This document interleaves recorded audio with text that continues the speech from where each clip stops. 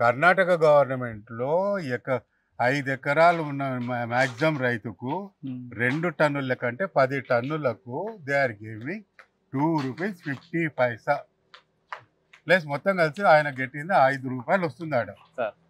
ఎక్కువ పండించిన దానికి కూడా ఇవ్వరు.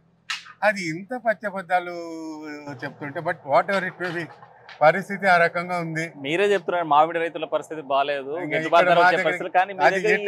మొక్కలు కనిపిస్తాయి మొత్తం మామిడి చెట్లు ఉన్నాయి. That I'm coming for that point. ఇక్కడికి వస్తే మాకేమైందంటే మాకు తోటపరి లేదు, మాకంతా బెనిఫిషియనే. అట్లీస్ట్ వాళ్ళకు ప్రాసెసింగ్ యూనిట్ నుంచి ఏదో మద్దతు ధర ఇచ్చేదో ఆడ రైతులు ఆప్కో సేవ్ చేసుకోగలిగాడేమో. మాకీడికి వచ్చేటప్పటికి మాకున్న ఈ బెనిషియన్ చెట్లకు మేము పెట్టే ఖర్చులకు బయట అమ్మేదానికి సంబంధమే లేదు. ఇవి ఆల్మోస్ట్ 25-30 సంవత్సరాల చెట్లు ఇవి. ఇప్పుడు వచ్చిన మా పంటను ఎప్పుడే కానీ ఇంత తక్కువకు మేము అమ్ముకోలే.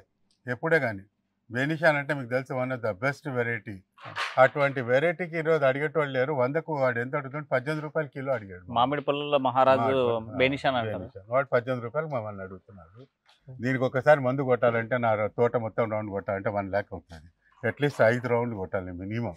5 రౌండ్లు కొట్టించి దానికి నీళ్లు పెట్టి పండించి అంతా చేసి పెస్టిసైడ్ కొట్టి అంతా చేసి నువ్వు వచ్చేసాడు ₹18 అడిగితే ఎట్లా గిట్టుబాటు అవుతుంది?